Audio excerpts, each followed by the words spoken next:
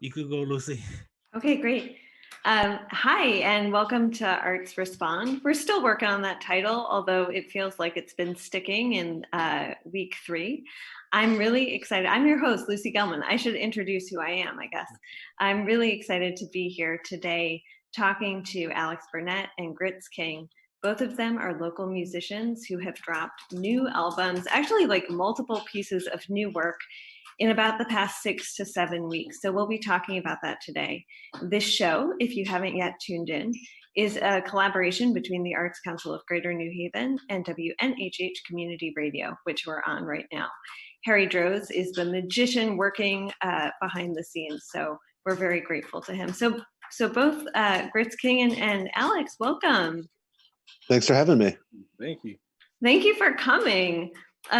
So I usually let the conversation be super organic. So if one of you just wants to jump in, I'm really curious for both of you how COVID-19 has affected, like we're going to get into the nitty gritty of process, but also like both of you are humans in New Haven who need to make money, who have lives, who have families. And I'm interested in what this has looked like for both of you. Go ahead, Alex. After you, mate. After you. You first. No, so it's been different. Yeah. You know what I'm saying? I'm used to always moving around. I'm used to being busy, like physically busy as well. So once it hit, you can see it slow down, and especially with the arts. For me, mainly like I act as well. So we were in the first weekend of a show. We did the first weekend of a 3-week run, and then this first show, the second week with Collective Consciousness Theater, we had to stop. You know what I'm saying? So like that stopped. I was doing, I was teaching a production after school program at Co-op. I had to stop. I play for my church. That had to stop. So it's just little things that had to stop, and you can't really control because as artists, like a lot of our outside things rely on people as well, like people coming, people watching. So it was slow. It wasn't drastic for me. It wasn't like, oh my goodness, my life is about to end, but it was also like, dang, what do I do now? So it's been slow, but I've seen so many things happen artistically, like you've seen online and everything. So that kind of brought my spirits up to where I forgot a little, I forgot about the magnitude of what's really going on as much. It's kind of like gave me a little fluffer in between to go, all right, people are still doing art. So I like that. Alex, what about for you? Like Gritz King was saying, so used to being active and watching shows, performing shows. I played the last time live, I guess March 14th at Cafe 9. They had a last minute cancellation. I saw Paul Meyer put out on their mailing list that they were having a lot of artists drop and this is before everything closed. And I reached out and I was like, oh, I'll play if you've had a band drop.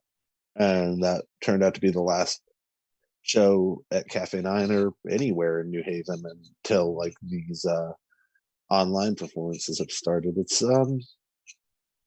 It's changed everything, like Gritz King was saying. It's nice to see, nice to have our spirits bolstered by people still being as creative as they can during this.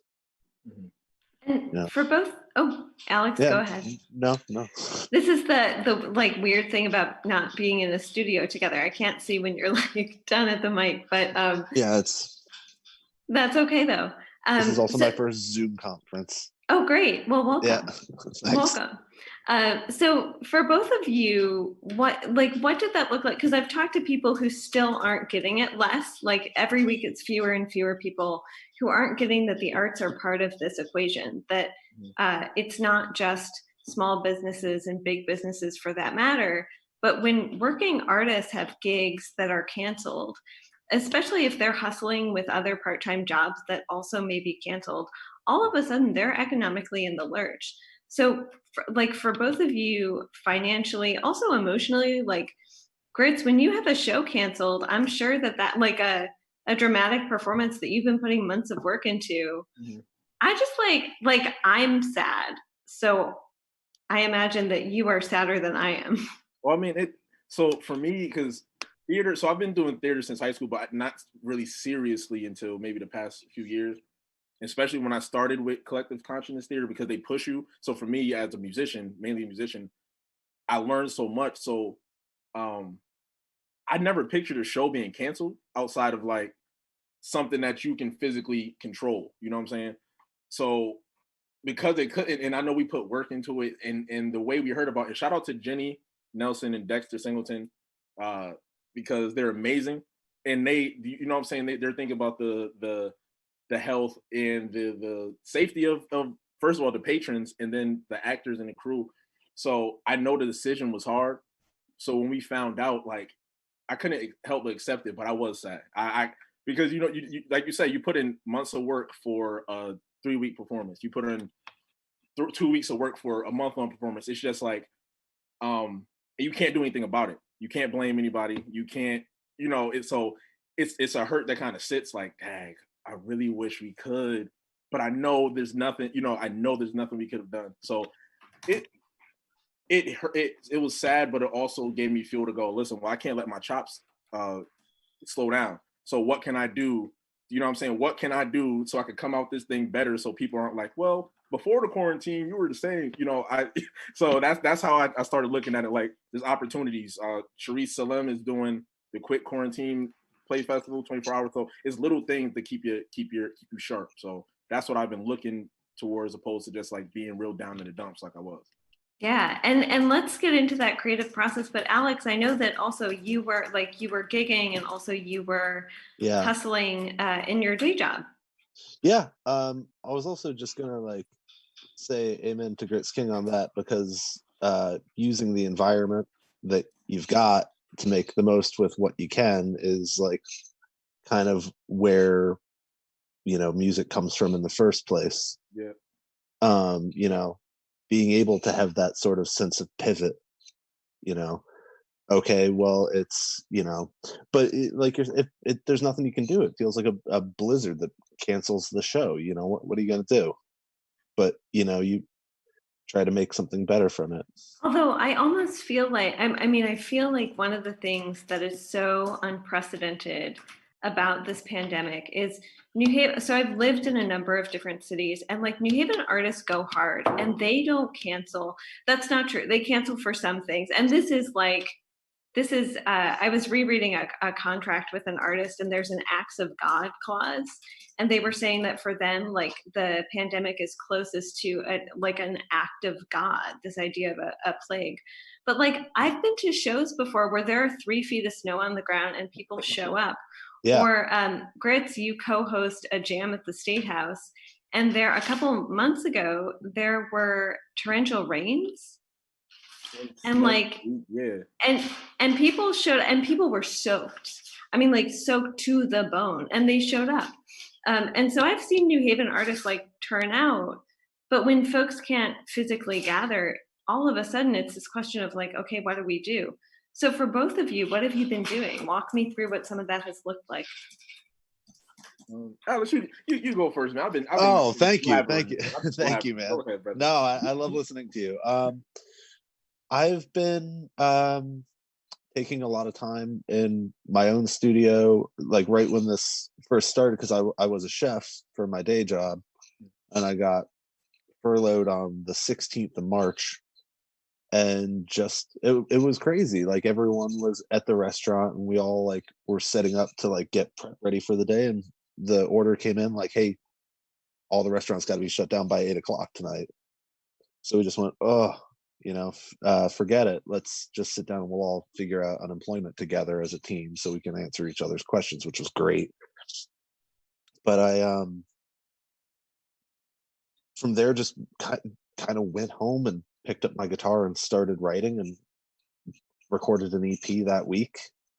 And then I was like, I don't, you know, I've always relied partially on this and partially on the other, like a lot of working artists.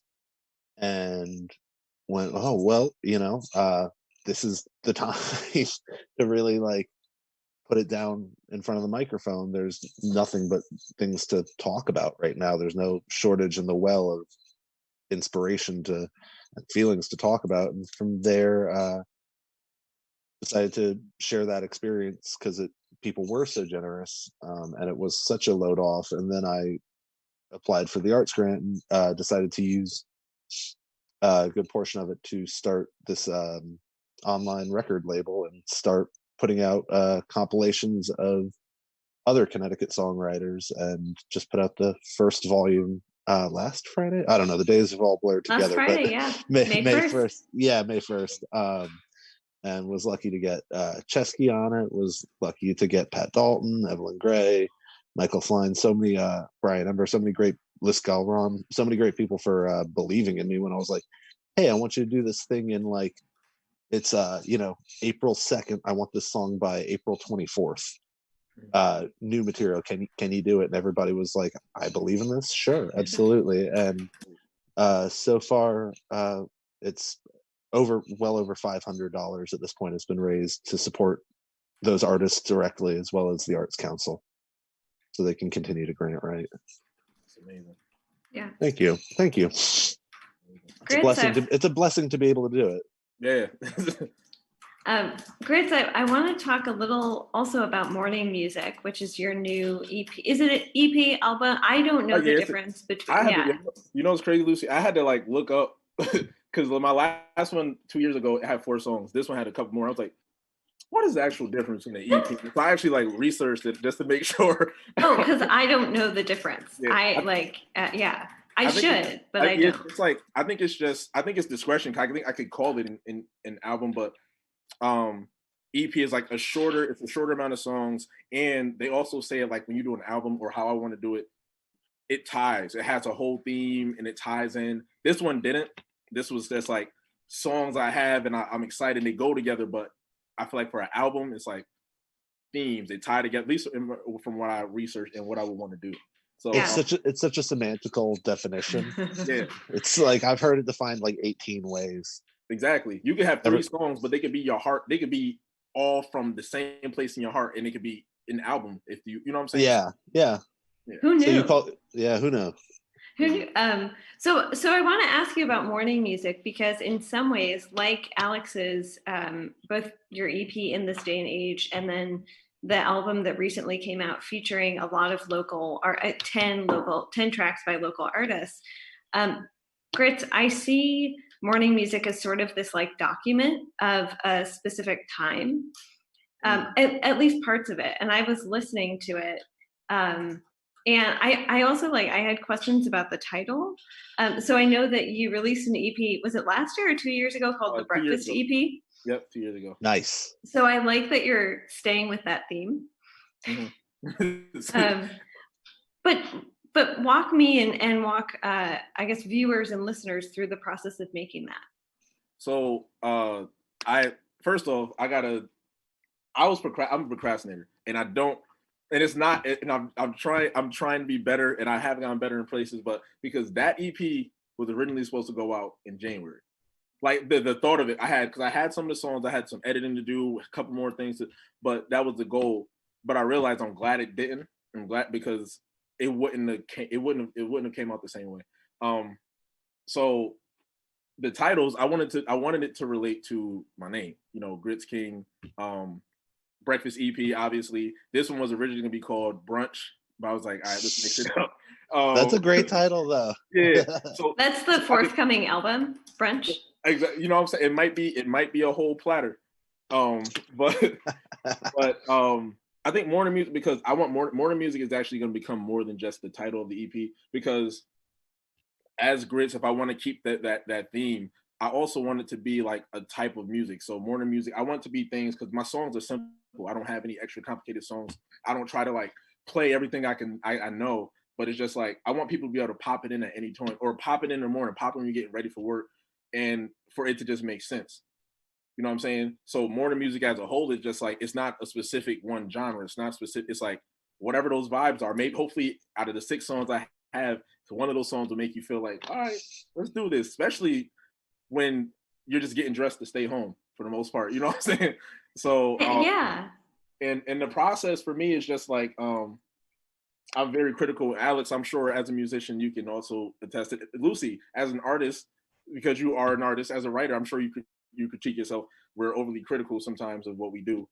So I was not trying to. I was like, I can't release this. No, I can't release it. People heard me perform, but it's not good. And it's just I had to tell myself, yo, forget about it. Just leave it alone. Make the music. Give the music out. Yep. And let people decide how they decide. You know what I'm saying? Because if I wait as long, it took me 2 years because I was trying to get things perfect between the last one. So I think it's just listening to the people, listening to the times, understand that music really is, like Patrick said, it's like, I mean, like, I'm sorry, like Alex said, it's your environment. It's what's going on around you. So it was no better time to push this because I'm like, yo, nobody's doing much. People are down in the dumps. Why not? And absolutely. You know. And when both of you were thinking about it, because Gritz on the on the EP album, whatever it is, on Morning Music, there is a track that starts with the word quarantine, like repeated, and it's almost like a rhythm. And so it's even hearing that this was months in the making, it like you listen to it and you're like, oh, okay, I'm here. Like I'm at this point. And Alex, it's the same thing. Like I listened to the tracks off of In This Day and Age, and I may have gotten that title wrong. No, absolutely, that's the title. You got it right. And thought like, okay, we're here in this moment, and like it might be different in. I don't even want to say 8 weeks. It's like it might be different in 8 days. Oh, I mean, yeah, totally. And so for both of you, did you also feel like you were responding to like where is your creativity at in this day and age? If I may, to Gritz King's point of, it takes either a while or you sit on it for whatever reason for what did you say, mate? 2 years, right? Mm-hmm. Yeah, and now you're like, we just got to get it out. It was weird serendipitous timing. I'd just gone through all of my old like half recorded demos and stuff from like years and like walked away. I mean, just before the pandemic happened, and thought to myself, how come I don't just finish these? I'd listen to them from like 2 years ago, and I'd be listening I'd be like, oh, this track says it's 2 minutes and 30. It must be good. And I'd listen, and I'd get to the 2 minutes and like 25 mark, and would just kind of go into like nothing. And I'd go, why didn't I finish that? What was wrong with me? What was wrong with this song? Why didn't I just like finish that last coda just then? Like, just all it needed was 3 more chords and it would have been done. Mm-hmm. Why didn't I just do it? And that has changed. It sounds like for you as well as for me that now we're just sort of like kind of rapid firing a little bit. Am I picking up on that? Right. Yeah. It's like, what's the point in waiting? And part of that comes from like, like Lucy said, it could be different in 8 days, could be different in 8 weeks, but like in that moment, in that very time frame when I did In This Day and Age, like the news reports were saying we were all going to possibly be dead in a month, and it was just like, just get this out, just get it done. Who knows? I said I was doing an interview with I think it was The Independent about it, and I said, I just got to get this done in a week. And they said, why? And I said, well, there might not be internet in a week. Like, who knows? There might not be internet in a few days. Who knows? Like, we just got to do these things now. This is the new day of music. Yeah. That is true. Oh, go ahead, please. Go ahead, Lucy. Well, so Gritz, I wanted to ask you, Morning Music was specific to me also in that it sounds like a breakup album and a makeup album at the same time. Ooh, I can't wait to listen to this. So everyone should listen to this album and to In This Day and Age and to Waiting on a Sunrise, which is the compilation album of 10 local artists. But I wanted to ask you about that, especially because, and we'll get to this idea of like, what is this brave new world of performing on the internet? But last night you had a concert for At Home in New Haven and sort of joked about that. Yeah. Like your songs are like always like, I'm in love with you, or you're breaking my heart, or you're leaving me, or like you haven't gotten ready fast enough. Yeah. So funny. So okay, so all full disclaimer, I don't consider myself like a writer. I don't consider myself a songwriter. My process, because I do, if you listen to my music, I kind of do simple, repetitive things when it comes to the vocals. I like the vocals to be as part of the production because I don't consider myself a singer. You know what I'm saying? So it's not supposed to be in the forefront. But my songs start like, say if I'm doing something, and then I hear a repetitive something. So I was like, okay, what's that melody? And then I just try to mess around with words. And then if something that makes sense comes out, I say it a couple more times, I'm like, we can use that. So I realized a lot of the things that came out were kind of talking about the same thing, love. You know what I'm saying? Because first off, all the greats wrote about love. All the 60s, 70s, all the greats wrote about love. Like you can never get, love can never get old. And I realized it just kind of, those things kind of fit. Now they weren't necessarily personal.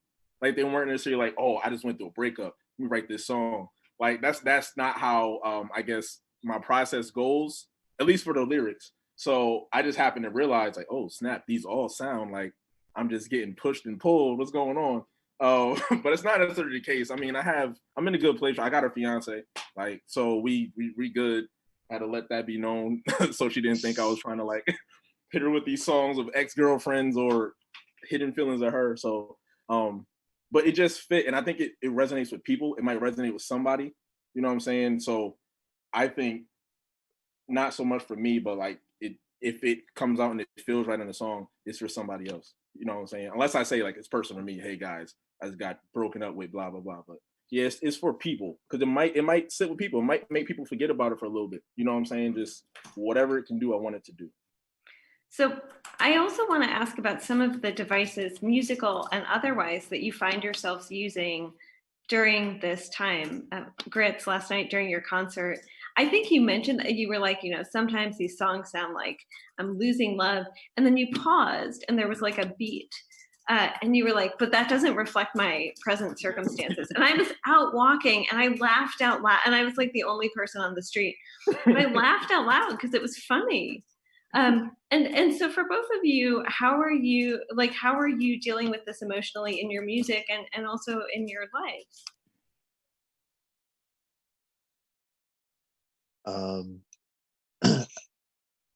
Gritz, you want to take that or I'll take this? I don't know. You take it, man. I don't know. Like you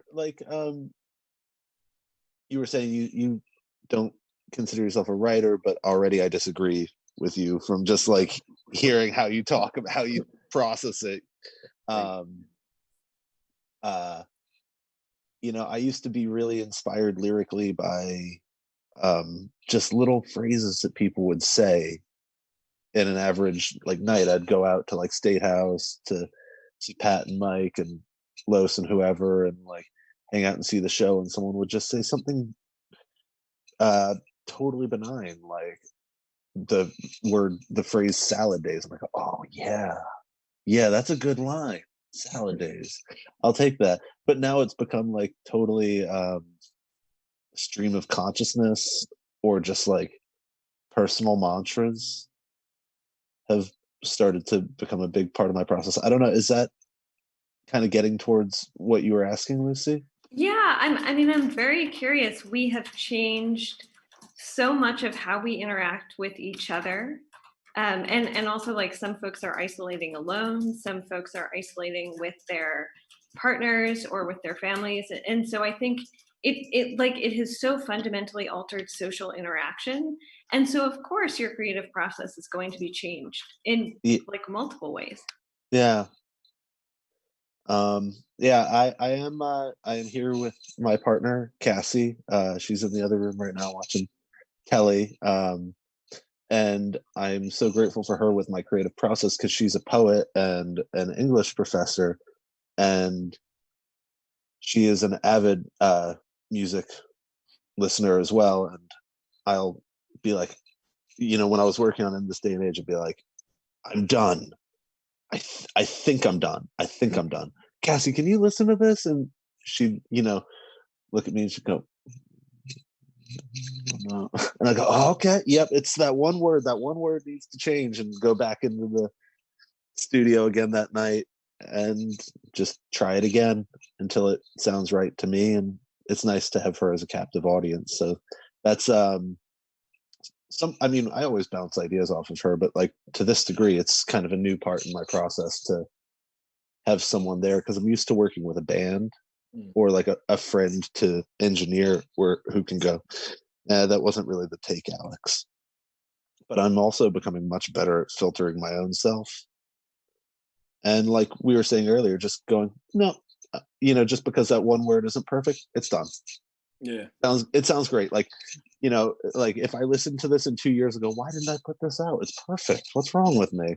So just trusting the lens of time changes the creative process. I mean, the scope between when I might ever play these songs physically in front of people is like seeming like a greater divide by the day. Yeah.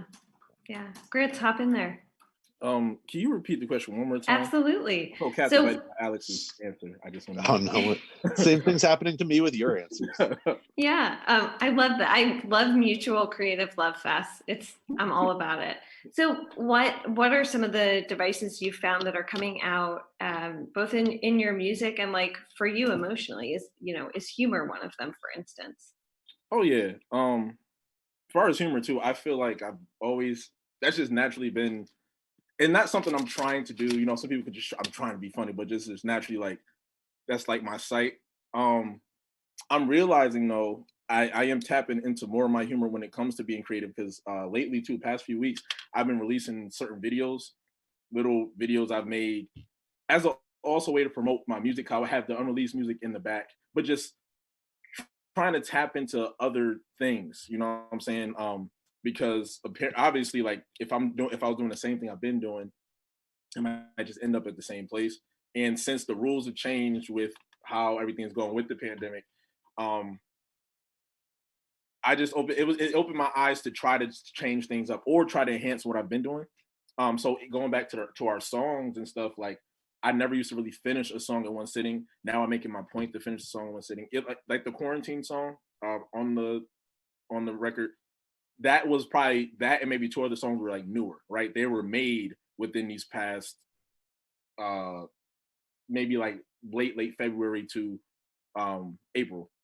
So I've noticed I just been trying to like be a little more consistent and taking those bad things like I could have finished this and actually finishing it. Seeing like allowing myself to tap into like what made me record it in the first place.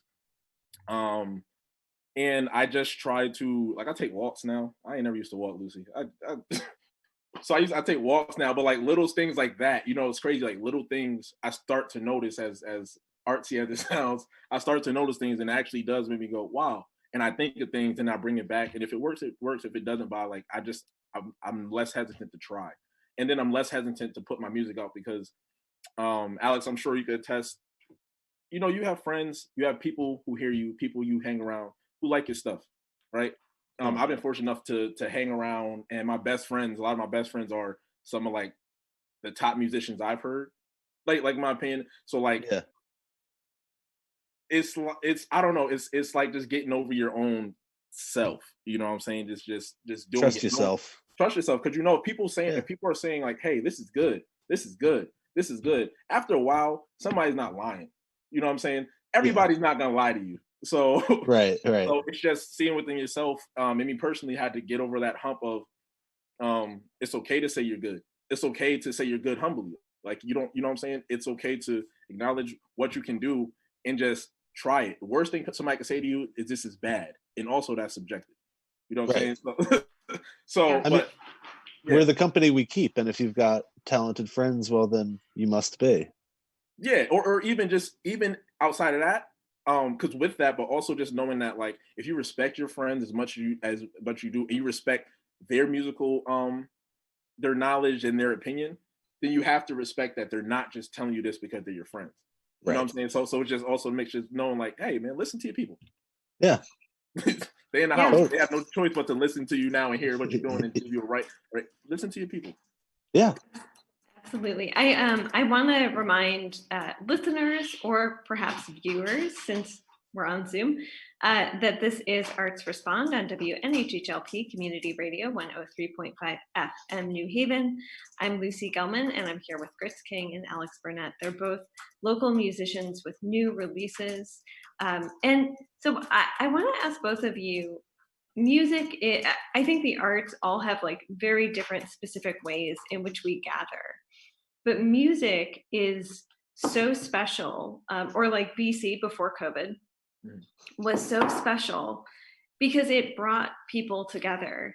And I think the best shows in New Haven, this is totally a subjective opinion, but for me, the best shows in New Haven were often where I was seeing someone local who maybe I knew, but they were churning out new stuff, or maybe I didn't know them. And I walked away from a show being like, wow, that was some of the best music I've ever heard. And I didn't even know this person existed. And I would be so excited with this new knowledge I had. But also where like you're seeing friends that you love, but you're also meeting new people the whole time. And that's something that's so cool and so organic about physically coming together. So how have both of you been navigating this new world that is internet-based, Zoom-based, a little bit Facebook Live-based, or like not doing those things and sort of just hunkering down and making music and then sending it out into the world?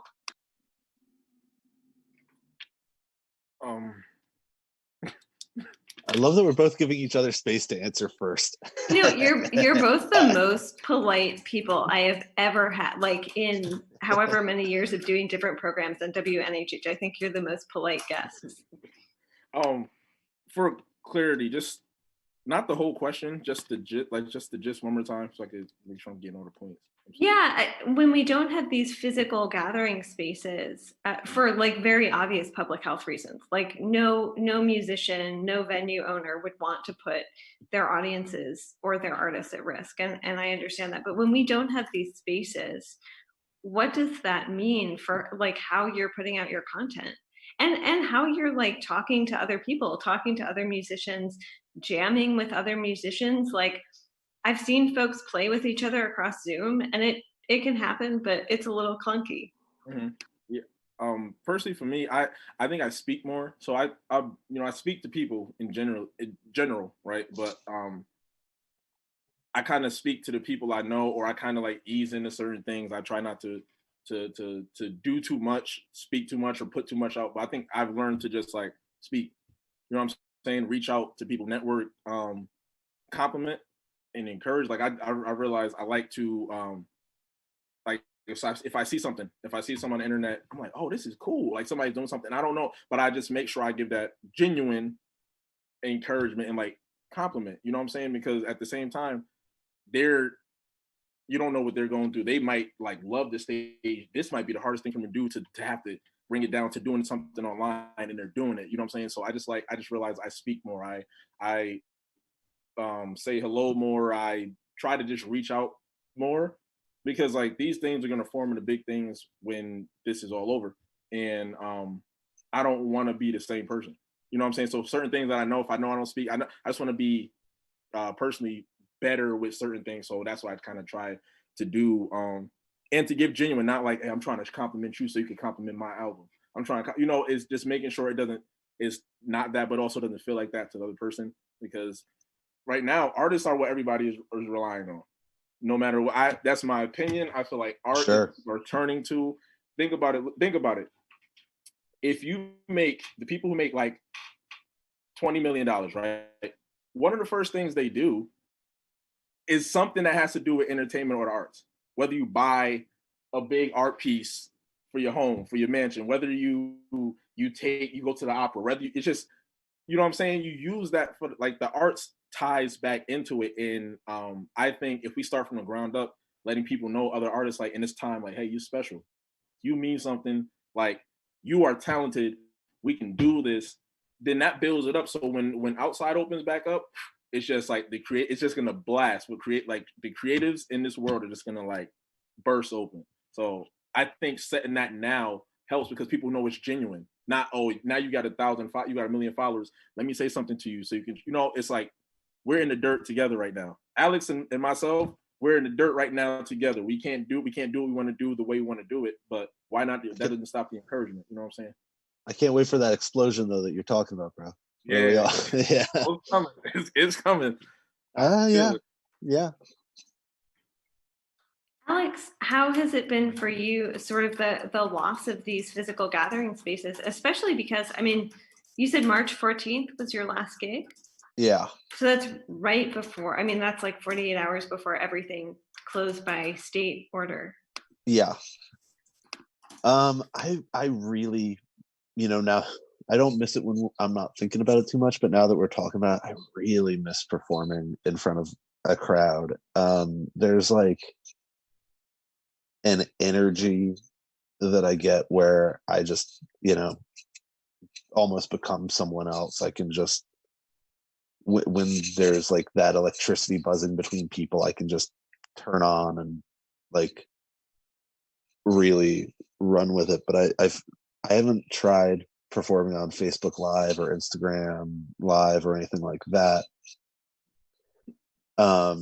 yet, because I just really miss that electromagnetism. So I've sort of been doing the latter part of your question, where I've just been trying to be as prolific as I can in the studio as best I can, and waiting for that sort of explosion when we can all go back outside and perform these things. Yeah. And Gritz, I've seen you performing solo. I will say there's a track on Morning Music where I think there's like a hook that I had heard you play before live with Dylan McDonald, who is a really talented sax and flute player. And I was like immediately nostalgic. And so do you feel like are you talking to musician friends? And this is for both of you. Are you, or are you saying like, hey, can you play me? Like if you have a demo, play it for me over the phone. Oh yes, certainly. Passing demos back and forth. Hey, could you play a little bass on this? Hey, could you turn up you've got a drum set at your house, right? With some mics. Could you try putting some drums on? I don't even know if I'm gonna like it, but let's see how it sounds. I might say I hate drums on this thing after all, but there's no other way to find out except to like send it to a buddy and be like, hey, could you try it? What about you, mate? Yeah, Lucy, I am just blanking today. I am so sorry. Fine, don't apologize. We're in a pandemic. No one's allowed to apologize in a pandemic. I had it. That's why I have my little notepad trying to. No, I got you.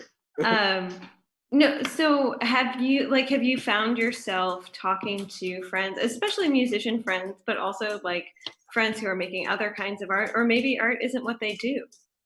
Yeah, just like. Yeah, I've been networking.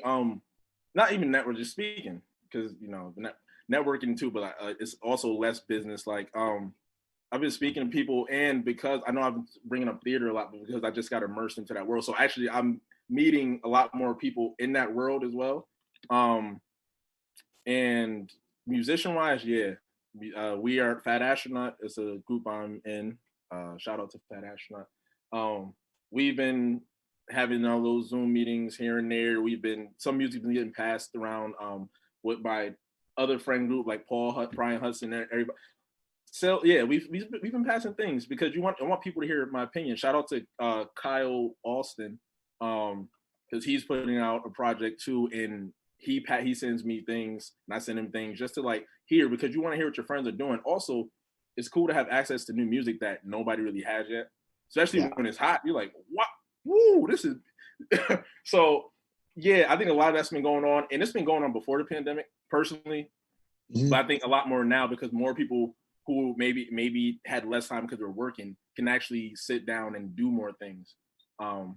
So yeah, I think that's been really powerful for my friend group and the groups of artists that I'm around. So one of the last questions that I often ask people on this show, because I'm really interested in how artists have been responding to this in different ways, is I love the idea that we are sort of on the lip of a huge outpouring of creativity, or maybe like we're already in it and just gathering it is part of the question. But Alex, I know you and I, and I've talked to some other artists too, who have said like, I don't I don't know what even going back to normal means, because normal was so broken before. Mm. And so Yep. for both of you, are there certain shifts that you're hoping to see, not just in the arts, although I think like the way that we were treating or not really taking care of artists who were gig workers, who would like spend hours and maybe make like a couple $100 at an event for way more labor that they'd put into it, was not right. But are you hoping to see a shift come out of this for the arts, for the economy, also for like what a lot of this has revealed in this country? I think of just about the divide in like wealth, about how we take care of folks based on gender, based on race in this country. This is a big question, but it's something that artists are often on the front lines of taking on in their work. Absolutely. You go ahead. Gritz, you sure?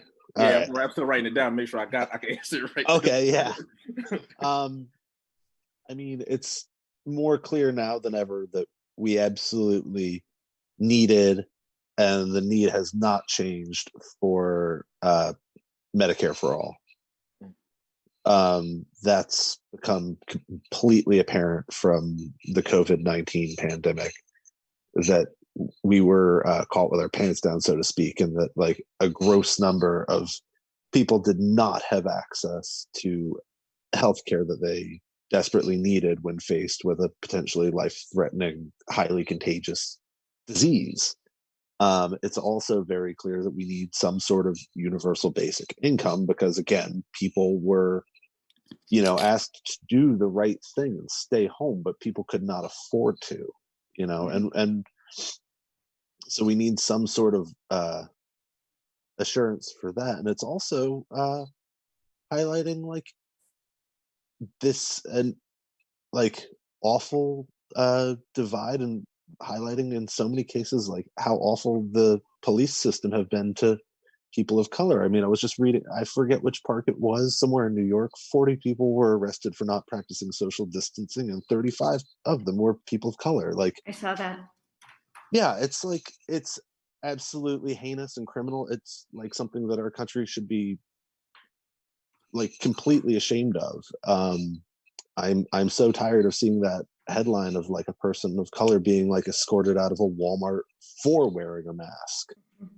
I'm sick of seeing white supremacists like on the footsteps of federal buildings armed to the teeth and being called protesters.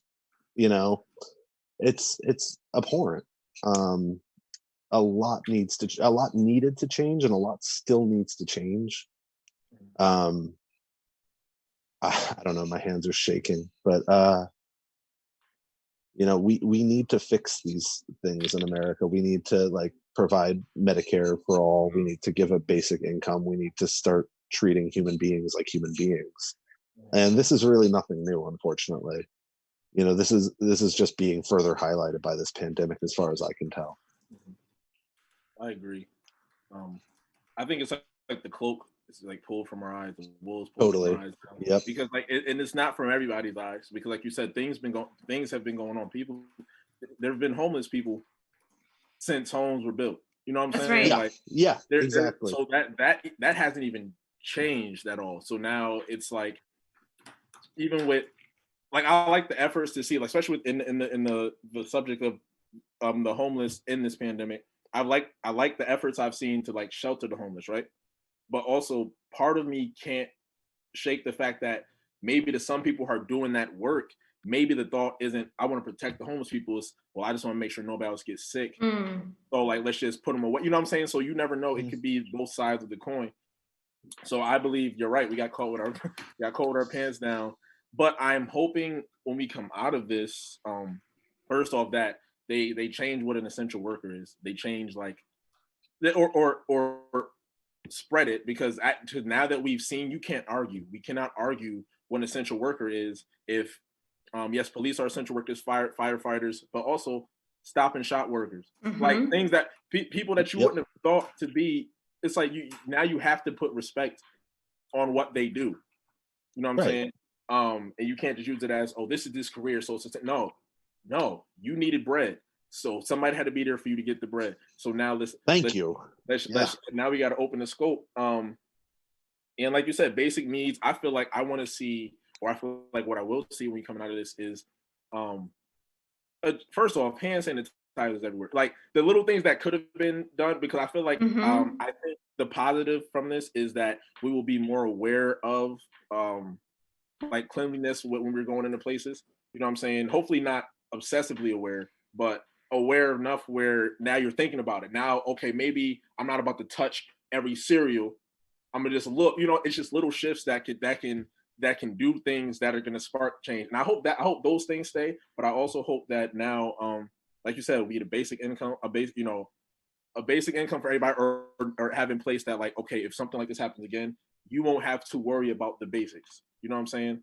Like that is what I want to see, and also have my little handy dandy notebook. Let me see what I put down. And also arts getting more respect. You know what I'm saying? Because arts are a good distraction for people who are in the arts. Like they're a good distraction.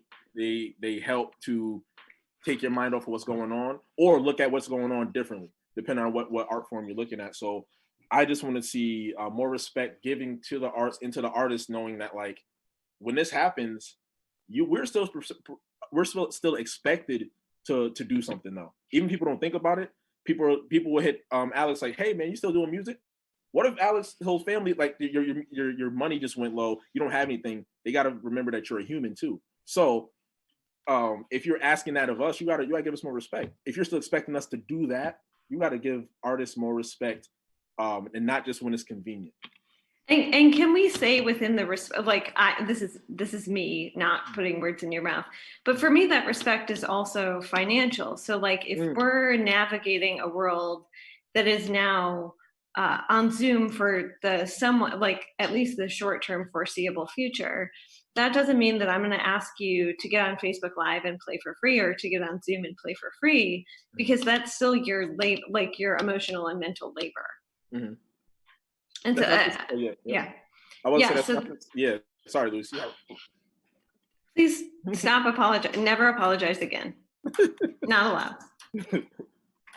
But that's been my understanding too, and it's something where I see a lot of outlets that have been asking for like free content. So asking people to write in and say like how the COVID pandemic is affecting them, and this is something that I've talked about. Like if we get content from artists writing about that, I want us to be able to pay them, even if it's not a ton of money, so that I could say, hey, we at least covered groceries for someone this week. Yeah. And that's, and I don't want to, and I think for that also to know, like, for artists out there listening, to not make it, I don't want it to be like, well, anytime you do a live, make sure you get paid. Because also some people, not to take away from, the spirit of it, but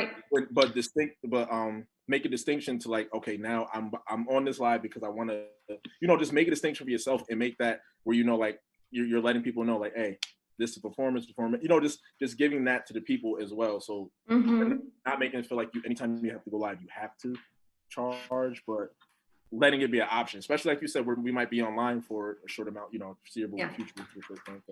Yeah. Well, so the last question I want to ask both of you is, I feel like too often in the arts, artists get grants or get recognitions when they make work about like trauma they're experiencing.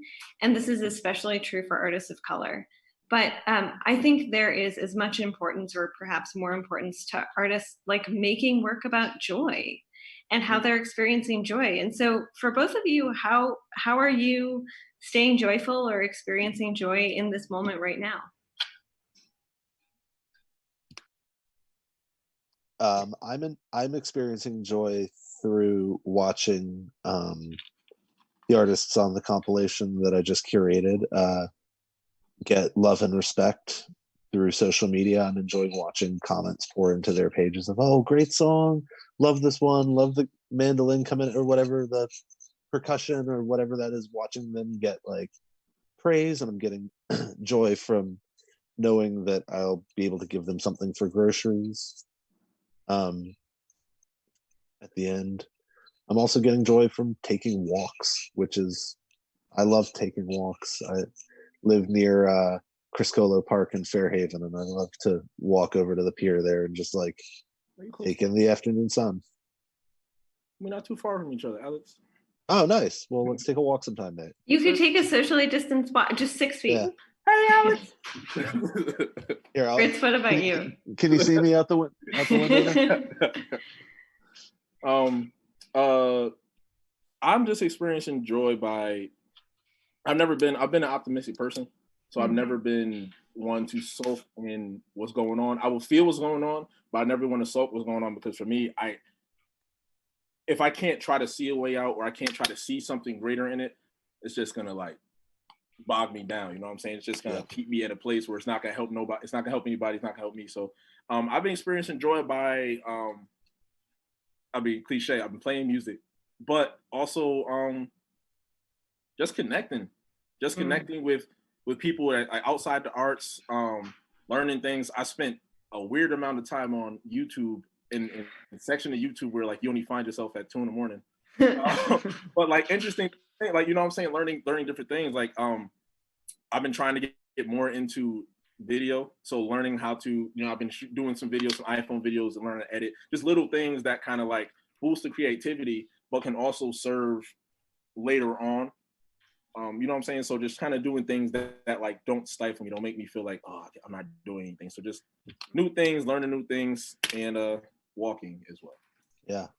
And if people want to find both of you, and they should find both of you and buy your work, how do they do that? You can find me at Instagram at Gritz King _, Facebook Stephen King _Gritz, and Twitter Gritz King. And my music is I linked all my music to all of that. I'm on Apple Music, Spotify as Gritz King. So yeah, they can look through my social media and you'll find the links to all my other mess. Awesome. Alex, what about you? You can find me at freeasbirdsrecords.bandcamp. That's my label. There's also Alex Burnett with 1t.bandcamp.com. I gotta put those together somehow. You can also get to all those places pretty quickly from my Instagram, which is Wayne No Regretsky, like Wayne Gretzky, but with a no in there, because you miss 100% of the shots you don't take. And yeah, that'll get you to all the links pretty quickly. Awesome. Well, I want to thank you so much. This has been Arts Respond. I'm Lucy Gellman, and my guests today have been Gritz King and Alex Burnett, which I realized I've been saying wrong for the past 5 years. Oh, no worries. It's tomato.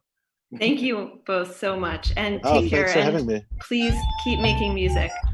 Will do. Nice to meet you, Gritz King. Be in touch.